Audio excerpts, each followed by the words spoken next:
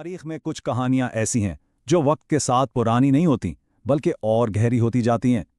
آج ہم ایک ایسی ہی کہانی پر بات کریں گے، ظلم، ایمان اور آخرکار آزادی کی کہانی۔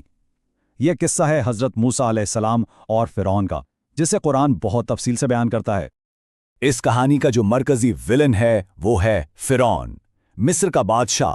لیکن وہ صرف ایک بادشاہ نہیں تھا، اس کا دعویٰ تھا کہ میں تمہارا سب سے بڑا رب ہوں۔ ذرا سوچئے، یہ صرف تکبر نہیں تھا، یہ خدائی کا دعویٰ تھا، اور یہی وہ نقطہ ہے جہاں سے سارا تصادم شروع ہوتا ہے۔ تو آئیے ذرا اس دور کے مصر کو دیکھتے ہیں، ایک ایسی سرزمین جو ظلم کی گرفت میں تھی۔ حالات کچھ یوں تھے کہ ایک طرف فرعون تھا جو خود کو خدا کہتا تھا، جس نے بنی اسرائیل کو غلام بنا رکھا تھا اور یہاں تک کہ ان کے نوزائیدہ بیٹوں کو قتل کرنے کا حکم دے رکھا تھا، اور دوسری طرف تھے بنی اسرائیل جو نسلوں سے غلامی کی زنجیروں میں جکڑے ہوئے تھے، خوف اور ذلت میں جی رہے تھے اور بس اپنے رب سے نجات کی دعا کرتے تھے۔ طاقت اور بے بسی کا یہ فرق بہت واضح تھا۔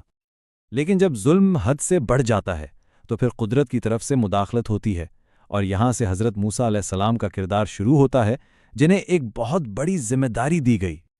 تو اللہ نے حضرت موسیٰ کو اپنے پیغمبر چنا۔ مشن بالکل صاف تھا، فرعون کے پاس جاؤ کیونکہ وہ سرکش ہو گیا ہے۔ لیکن دلچسپ بات یہ ہے کہ انہیں جو طریقہ بتایا گیا وہ کیا تھا؟ کوئی فوج نہیں، کوئی ہتھیار نہیں، بلکہ یہ حکم تھا کہ اس سے نرمی سے بات کرنا۔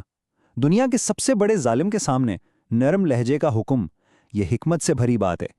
اس کے بعد شروع ہوتا ہے حق اور باطل کا مقابلہ، جہاں اللہ کی نشانیاں فرعون کے تکبر اور اس کی ہٹ دھرمی سے ٹکراتی ہیں۔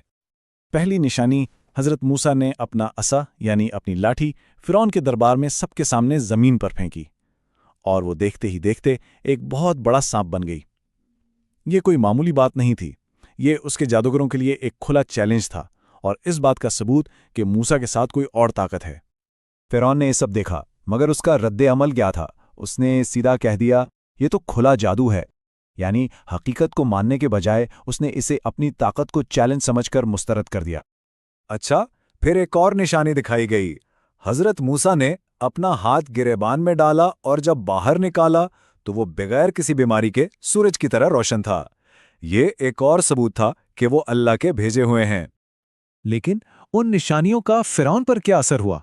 کچھ بھی نہیں، بلکہ اس کا تکبر اور بڑھ گیا۔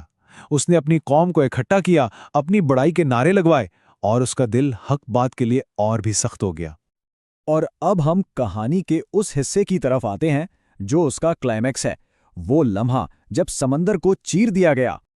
ذرا اس منظر کا تصور کریں، بنی اسرائیل بھاگ رہے ہیں، لیکن آگے ایک بہت بڑا سمندر ہے اور پیچھے فرعون اپنی پوری فوج کے ساتھ ان کا پیچھا کر رہا ہے۔